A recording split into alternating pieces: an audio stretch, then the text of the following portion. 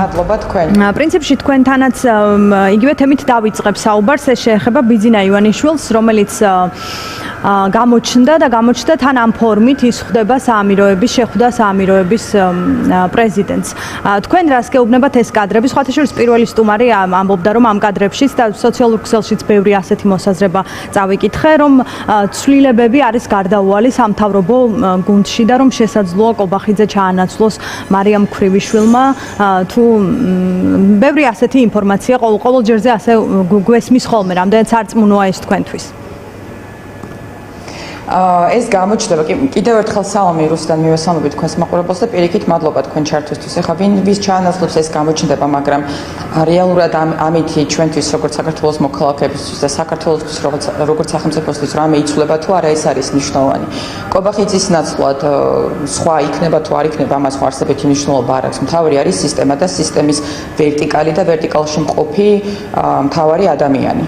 რომელიც თქვენ თქმის არ იყოს გუშინ დიდი ბოლოს, როდესაც ივანიშვილი გამოჩნდა, ეს იყო არჩევნებამდე რამდენიმე დღით ადრე, როდესაც მას ჰქონდა იმედის ეთერსაც ვერ დავარქმევთ, ხო? ანუ იმედზე ჰქონდა მას გამოჩენა, სადაც ძირითადი ნაწილი გახარიას და გახარიას გუნდის ლანდშაფტის მომხარეს და შემდგომ უკვე როდესაც ამის შემდეგ ჩვენ აღარც არჩევნების შემდეგ ერთ პარტიულ ღონისძიებაზე ვნახეთ.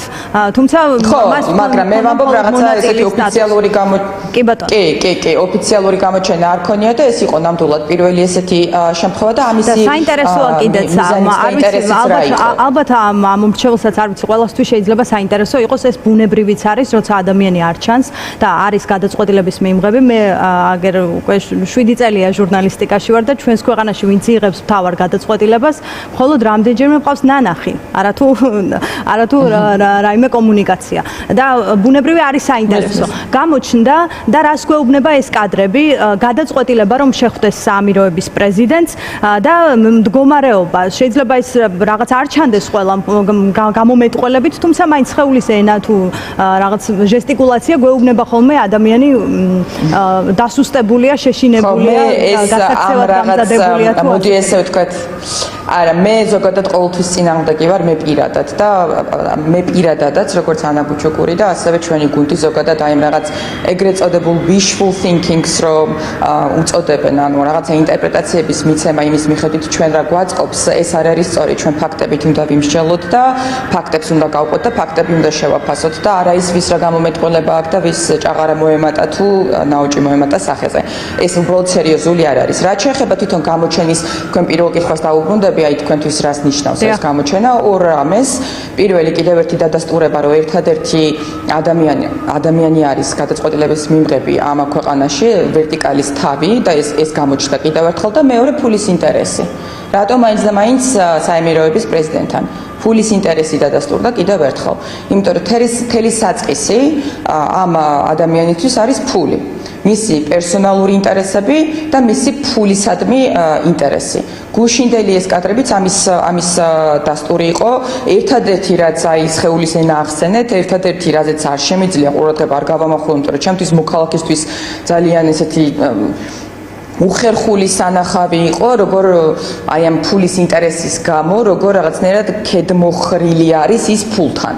ხო, იმიტომ რომ საამიროების პრეზიდენტი მისთვის ამ შემთხვევაში არის ფულის წყარო და როგორ აი ლამის ემთხვია ხელზე. ეს იყო ამ ესე ვთქვათ სხეულის ენა რო ახსენეთ, ერთადერთი რამაც განსაკუთრებული ყურადღება მიიქცია, ეს ერთი და მეორე რაც მინდა ასევე ხაზი გაუსვათ, რაც დადასტურდა არის, რომ აი არც ორი მოვკარი არ მახსოვს ვინ თქვა და ძალიან მომეწონა ეს შეფასება, ეს იყო შეხვედრა ივანიშვილთან, რომელსაც დაესწრო პრემიერ-მინისტრი კობახიძე. ანუ აი რამდენად არარაობად მიაჩნია თავად ივანიშვილს ის ადამიანები, რომელიც მას ახლა ემსახურება, ხო? იმიტომ რომ ეს ადამიანები სახელმწიფოს არ ემსახურებიან, არც თავად თვლიან. ეს არის ყველაზე დიდი უბედურება რუსო, რომ მათ შორის მაგალითად კობახიძე ანგარიშვალდებულს თავს არ თვლის საქართველოს მოქალაქეების წინაშე, არამედ მისი ლეგიტიმაციის ერთადერთი წყარო არის ივანიშვილი. ამ კადრებში ესეც გამოჩნდა, იმიტომ რომ ეს იყო შეხვედრა ივანიშვილთან, ანუ საამიროების პრეზიდენტის შეხვედრა ივანიშვილთან, რომელსაც ესწრებოდა ეს კადრები, ესე ვთქვათ, ივანიშვილის, რომელიც თვითონაც არიციან, დღეს არიან ხვალ საღამოს რა მოუწევთ და სად იქნებიან. ეს არიციან. შესაბამისად ეს მომსახურე პერსონალი, აი მომსახურე პერსონალის ივანიშვილის პირადი მომსახურე პერსონალის როლში ყოფნა აი ამ ადამიანების ეს ნამდვილად გამოჩნდა გუშინ. თავარი რაც ვინ არის პრემიერი, ვინ არის საგარეო საქმეთა მინისტრი, ვინ არის ეკონომიკის მინისტრი. ამას რომ საერთოდ არანაირი მნიშვნელობა არ აქვს ნამდვილად, იმიტომ რომ თავარი ვერტიკალი არის ერთი ადამიანი. მე მინდა თავარ თემას ასევე შევეხოთ, ეს შეეხება ბოლო პერიოდის რაღაც გრანდიოზულ უპრეცედენტო დანაშაულის გამოძიების საკითხს და ბრძოლას კორუფციის წინააღმდეგ, რასაც ასე გვთავაზობს ქართული ოცნება პროცესებს, რომლის დროსაც აკავებს მისი გუნდის ყოფილ წევრს და მისი ოჯახის წევრებს. ზოგადად ეს თემა თქვენი შეფასებით რატომ შექმნა ქართულმა ოცნებამ ახლა და რა არის მთავარი მიზანი? კორუფციასთან ბრძოლა მართლა, ასე წარმოჩენა საკუთარი თავის ამომრჩეველთან, ეს მართლა გუნდში დაპირისპირება თუ სასაუბრო თემაა, რომელზეც ბუნებრივია ყურადღებას ვამახვილებთ ჩვენც და პოლიტიკური კლასიც და ყველა. ახლა რუსუდან ამ კორუფციასთან ვითომ ბრძოლის შლეიფით, რასაც აკეთებს ოცნება და აქაც რა თქმა უნდა, როდესაც ოცნებაზე საუბრობთ ვერტიკალში მყოფ ერთადერთ გადაწყვეტილების მიმღებ ადამიანზე, რა თქმა უნდა ამ ყველაფერს არაფერი საერთო არ აქვს კორუფციასთან ბრძოლასთან. კორუფციასთან ბრძოლა რო იყოს მართლაც ოცნების მიზანი, თუნდაც თბილისში მერობის კანდიდატად არ დაასახელებდნენ კახი კალაძეს. ყველა თბილისელმა, საქართველოს ყველა მოქალაქემ და განსაკუთრებით თითოეულმა თბილისელმა იცის კახი კალაძეს და მისი გარემოცვის ურთიერთობა კორუფციასთან. შესაბამისად არანაირი კორუფციასთან ბრძოლა ერთადერთი რისთვისაც იბრძვიან არის პირიქით. გავიმეორებ გახარია სიტყვებს კორუფციის თვის უფლებისთვის ბრძოლა. ეს არ არის კორუფციის წინააღმდეგ ბრძოლა, არამედ ეს არის კორუფციისთვის ბრძოლა. ეს არ არის იგივე ბურჭულაძის. ეს ივანიშვილის მხრიდან თუ არ არის გაყენებული კობახიძეა, რომელიც თქვენ როგორ ფიქრობთ, ვინმე არის დღეს ოცნებაში დარჩენილი, ვინც ივანიშვილის ნებართვის ან მითითების გარეშე რაიმე ტიპის გადაწყვეტილებას იღებს? დარწმუნებული იყავით, რომ ესეთი ადამიანი ოცნებაში დღეს დარჩენილი არ არის. არამც და არამც. შესაბამისად, ყველაფერი არ მხოლოდ ბურჭულაძის кейსი, ბურჭულაძის საქმე, მანამდეც იყო რამოდენიმე იგივე რაც უბედურება და საშინელება, რაც რიჟვაძეს დამართეს და დაემართა ამ ადამიანს. ყველაფერი ეს არის ძალიან დიდი, ასეულობით მილიონზეა საუბარი, დიდ თანხაზე მოპარული კორუფციულად ნაშოვნი ფულის ერთმანეთთან კრიმინალურად მათ შორის განაწილების ესე ვთქვათ პროცესი. უკანონო პროცესი, რასაც ჩვენ თვალს ვადენებთ. თქვენ ხო არ გონიათ ახლა რომ მაგალითად პირობითად თუ შეძლებენ და მოახერხებენ რომ მაგალითად ბურჭულაძისგან ფული ამოიღო, ეს სახელმწიფო ბიუჯეტში კი არ წავა. რა თქმა უნდა არა. და მათ შორის ახლა ბურჭულაძე ასევე ყველა ძალიან კარგად ესმის რომ არის ლიფსიტა ფაქტობრივად, ხო? ის არ არის ის ფიგურა, რომელიც მათ შორის კორუფციულ სქემებში იყო მთავარი ფიგურა, არა რა თქმა უნდა.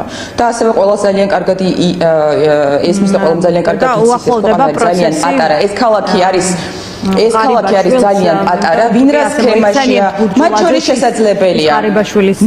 შესაძლებელია, იმიტომ რომ ის ნამდვილად აფილირებული იყო ყოველთვის ირაკლი ღარიბაშვილთან, ბურჭულაძის დაკავება ჩემთვის პირადად მათ შორის არის იმის ნიშანი, რომ ერთგვარი გზავნილები ესე თქვა გზავნილებს აწვდიან არა მხოლოდ ღარიბაშვილს, მაგრამ მათ შორის ღარიბაშვილსაც და აქაც საუბარი არის მოპარული ფულის უკან დაბრუნებაზე, ოღონდ ეს უკან დაბრუნება არ ეხება სახელმწიფო ბიუჯეტში დაბრუნებას, რა თქმა უნდა, აქ არის შავი ყულაბა, რომელიც მათ შორის სისტემას ჭირდება რეჟიმის შენარჩუნებისთვის რუსუდან, იმიტომ რომ დღევანდელი რეჟიმი რაზე დგას? დღევანდელი რეჟიმი იდეოლოგიაზე არ დგას, რა იდეოლოგია აქვს დღეს ოცნებას? არც არანაირი. დღევანდელი რეჟიმი დგას ფულზე. ძალაუფლებას როგორ ინარჩუნებს დღევანდელი რეჟიმი დგას ფულზე. ეს არის პროპაგანდაზე და იმისთვის რომ პროპაგანდა შეინარჩუნოს, ამისთვისაც ფული სჭირდება. ახლა რატომ დასჭირდა აი ამ პროცესის წარმართვა ბიძინა ივანიშვილს, თუ კი ამბობთ რომ ამ ბევრი მდგენელია, ბევრი მიზეზია რუსუდან, ბევრი მიზეზია რის გამოც დასჭირდა ახლა, იმიტომ რომ ჯერ ერთი რაც უფრო მძიმე გადაწყვეტილებების მიღება უწევს რეჟიმს, რა თქმა უნდა უფრო და უფრო მეტი რესურსი რესურსი სჭირდება, მათ შორის ფინანსური რესურსი და ფაქტია, რომ ეგრეთ წოდებული ქეში, ანუ ნაღდი ფული მათ სჭირდებათ, პარტიასაც სჭირდება, პარტიის შავყულობას სჭირდება და სჭირდება თავად რეჟიმის შესანარჩუნებლად. თქვენ წინა სტუმართან მე სტუმრის პასუხი არ მესმოდა სამწუხაროდ ტექნიკურად, თუმცა თქვენი კითხვები მესმოდა, მაგალითად სანქცირებასთან დაკავშირებით დასვით თქვენ შეკითხვა იგივე დიდი ბრიტანეთის ბოლოს მიღებული გადაწყვეტილება. მე პირადად მართალი გითხრათ, აქაც განსხვავებული პოზიცია მექნება, მაგალითად ვასაძის დასანქცირება, ჩემთვის პირადად არაფრის მომტანი არ არის და მაინც სერიოზულად არ გამოიყურება და რატო? ლევან ვასაძეზე ბევრად მნიშვნელოვანი საყრდენები ყავს დღეს რეჟიმს. ბევრად მნიშვნელოვანი, ანუ ბევრად მნიშვნელოვანი კი არა, რაზეც დგას. მათთან კომუნიკაცია ქართულ ოცნებას ვერ აქვს, ანუ სრულ იზოლაციაშია დასავლური ცივილური სამყაროსგან. ოპოზიციას გაქვთ კომუნიკაცია ამ პარტნიორებთან, ვერ ხდება იმ პირების დასანქცირება. ნუ ყოველ შემთხვევაში ბოლო მაგალითით თქვენი პასუხიდან გამომდინარე, ამ დასკვნის გაკეთება შეიძლება, ხომ, რომ მთავარი ფიგურების დასანქცირება არ ხდება ან გვიანდება. რატომ? სხვათა შორის აქ ასევე უნდა გავითვალისწინოთ ერთი რამ. ოცნებამ ისწავლა, ოცნებაც ადაპტირდა, ხო, რეჟიმიც ადაპტირდა. მაგალითად, მიუხედავად იმისა, რომ ოცნების რეალური მხარდაჭერა დღეს ქვეყანაში 30-35 მაქსიმუმ პროცენტზე მეტი არ არის, ოცნება ადაპტირდა და ისწავლა რეჟიმმა, ისწავლა აი ამ 30-35%-ით 100% ძალაუფლების სრული კონტროლი. ამას ბევრი მიზეზი აქვს, მათ შორის ერთ-ერთი მიზეზი რა თქმა უნდა არის სუსტი ოპოზიცია. იმის ნაცვლად რომ ოპოზიციას და თვითკრიტიკულებიც რომ ვიყოთ, ხო, ასე აუცილებელია თვითკრიტიკა, სხვანაირად უბრალოდ ისე. კი ბატონო, იყავით, სასურველია. იმის ნამდვილად სასურველია, მე აუცილებელი მგონია თვითკრიტიკულობა მით უმეტეს ამ სიტუაციაში და პასუხისმგებლობის აღება, არ შეიძლება მუდმივად სხვა საბრალებდე მათ შორის საკუთარ სისუსტებს. აი მაგალითად 2024 წლის არჩევნების შემდეგ, გაყალბებული არჩევნების შემდეგ, რაც დააშავა ოცნებამ, აი რამდენი მავნებლობა, კასკადი მავნებლური გადაწყვეტილებებისა მიიღო. ამას პლუს უდიდესი რესურსი საქართველოს მოქალაქეების, რომელიც ამდენი დღის განმავლობაში ქუჩაში იდგნენ, საუბარი მაქვს დეკემბერ-იანვრის პერიოდი, როდესაც გადავსებული იყო მართლაც რუსთაველი და თბილისის სხვა ქუჩები, ამ ყველაფრის მიუხედავად სამწუხაროდ ოპოზიციის არათანმიმდევრული და არასწორი გადაწყვეტილებების გამო იმის ნაცვლად რომ ოპოზიცია პირიქით გაძლიერებული იყო და ოცნების აი ეს მავნებლობები გამოეყენებინა ოცნების წინააღმდეგ, აღმოჩნდა მივიღეთ ვითარება, როდესაც ოპოზიცია ძალიან დასუსტდა, ძალიან, ამას ობიექტური მიზეზიც ბევრი აქვს, რა თქმა უნდა, მაგრამ ოპოზიციის შეცდომების კასკადმაც გამოიწვია ეს, ამას დაემატა სამწუხაროდ ჩვენი მოქალაქეების ფრუსტრირება, რაც აბსოლუტურად გასაგებია, ამიტომ ყველა ჯერზე ახლაც ფრუსტრირება გამოიწვია ოპოზიციაში მიმდინარე და დაუსრულებელმა მათ შორის აზრთა სხვადასხვაობამ ყველაზე მარტივად რომ ვთქვათ. რუსუდან აზრთა სხვადასხვაობა არ არის პრობლემა. არა, ერთი წუთით რუსუდან ამას არ მივიღებ, იმიტომ რომ აზრთა სხვადასხვაობა პრობლემა არ არის. აზრთა სხვადასხვაობა ბუნებრივია, მაგრამ ისიც რამ გამოიწვია. სტრატეგიაში განსხვავებული პოზიციები. არა, ერთი წუთით რუსუდან. ერთი წუთით ძალიან მნიშვნელოვანია ჩვენ სახელი დავარქვათ. ძალიან მნიშვნელოვანია სახელი დავარქვათ ყველაფერს. არ შეიძლება პოლიტიკურმა ლიდერმა და პოლიტიკურმა პარტიამ მუდმივად ემოციებზე მიიღო გადაწყვეტილება. ემოციური გადაწყვეტილებები არის ერთ-ერთი ყველაზე დიდი პრობლემა, რასაც ოცნება ამ შემთხვევაში ივანიშვილი რა თქმა უნდა ყოველთვის ჩვენ წინააღმდეგ იყენებდა და შემდეგშიც გამოიყენებს. არ შეიძლება ემოციებს დააფუძნო გადაწყვეტილებები, არ შეიძლება მაღალი მოლოდინების შექმნა, იმიტომ რომ ეს უპასუხისმგებლობაა და ყველა ჯერზე როდესაც მოლოდინებს ქნი და ამ მოლოდინებს ვერ უმართლებ ადამიანებს, განსაკუთრებით ადამიანებს, რომლებიც დაუღალავად მართლა თავი აქვთ გადადებული და ქუჩაში დგანან განურჩევლად ყველაფრისა და ამდენ რამეს გაუძლეს ამ ადამიანებმა. არ შეიძლება ყველა ჯერზე შექმნა მოლოდინი და ვერ მართო მოლოდინი. რა თქმა უნდა, ეს ფრუსტრირებას იწვევს. მათ შორის მაგალითად არჩევნებში, მაშინ, როდესაც ისეთი ქალაქი, როგორიც არის თბილისი, თქვენ ხომ იცით, რომ თბილისი მოგებული ქონდა 2024 წელს ოპოზიციას და როდესაც აბსოლუტურად დაუფიქრებლად ზოგ-ზოგი ერთი გამოვარდა და თქვა, რომ ამ არჩევნებში მონაწილეობას არ ვიღებ, ფაქტობრივად მოგებული ქალაქი მოგებული არა მხოლოდ თბილისი, ბათუმი, რუსთავი და კიდე არ მინდა რომელიმე გამომჩეს და ფაქტობრივად აი ესე ხელს წერდა უთმობ, რა თქმა უნდა ეს შეცდომა და ესეთი შეცდომები, ეს ერთი მაგალითი რახან ახლა რელევანტურია, იმიტომ მოვიყვანე ხო ასეა. კი ბატონო, ამაზე საუბარი შორს აგვიყვანს მეორე მხარეს თქვენს. მაგრამ რატომ მივედი აქამდე რუსუდან, ნახეთ რატომ მივედი. თავისი არგუმენტი. რატომ მივედი აქამდე, საიდან მივედი აქამდე. ანუ იმის ნაცვლად რომ ოცნების ძალიან არასწორი ყველაზე სუბუქი სიტყვა, მავნებლური, ანტიდემოკრატიული, ანტიეროვნული გადაწყვეტილებების კასკადი გქონდა, პარალელურად ამდენი ადამიანის რესურსი გქონდა ქუჩაში, მაგრამ სამწუხაროდ ოპოზიცია დასუსტდა კიდევ უფრო მეტად და ოცნებამ ისწავლა 30%-იანი მხარდაჭერით სრული ძალაუფლების კონტროლი. აი, როდესაც დღესაც გამოდიან და ამბობენ სახის გამომეტყველების მიხედვით რომ მსჯელობენ. აი, ნახეთ, ჭაღარა შემატებია და ამიტომ ეს ოცნება დაემხობა თავისით, ეს არ არის სერიოზული დამოკიდებულება საქართველოს მოქალაქეებისადმი. კი ბატონო, კეთილი, მადლობა ანა. სერიოზული დამოკიდებულება პოლიტიკისადმი. ამიტომ კიდევ ერთხელ მინდა გავიმეორო ნებისმიერი კონსტიტუციური ბერკეტი მათ შორის რა თქმა უნდა არჩევნები, ნახეთ, ბოიკოტში ვინც გავიდა, ეს არის ამ პოლიტიკური პარტიების გადაწყვეტილება, რა თქმა უნდა, მათინება ვერავინ ვერავის ვერ აიძულებს. მაგრამ თავარი არის ამორჩეველი. ამიტომ ნებისმიერი ადამიანი, რომელიც არ მივა არჩევნებზე, ნებისმიერ ასეთ ადამიანს უნდა ესმოდეს, რომ არ მისვლა ნიშნავს ივანიშვილისთვის და ოცნებისთვის ხმის მიცემას. ეს არის ძალიან მნიშვნელოვანი. ისევე როგორც ბოიკოტის მომხრეებთან არსებობს კითხვა, თუ შემთხვევაში თუ ვერ მოხდება 4 ოქტომბერს ის რაც დაანონსებულია მერე რა ხდება, ასევე ბუნებრივია თქვენთანაც არსებობს კითხვები, თუ ვერ მიიღებთ სასურველ შედეგს მერე რა ხდება, თუმცა ყოველთვის გვექნება ასევე ბევრჯერ გვექნება ამაზე სასაუბრო დრო, ანა თუ შეიძლება ერთს ვიტყვი რუსუდან ერთი წინადადება მინდა რომ რეპლიკის სახით ჩვენი გუნდის, ჩვენი პოლიტიკური პარტიის, რომელსაც თქვენ ძალიან კარგად გესმით, რომ ნამდვილად შეუძლია ეგ ბევრი სხვისგან განსხვავებით. ჩვენი პოლიტიკური გუნდის მიზანია ოცნებამ დაკარგოს დღეს ოცნებას აქ იმაზე მეტი მხარდაჭერა, ვიდრე იმსახურებს. მე მგონი ამაზე ყველავ თანხმდებით.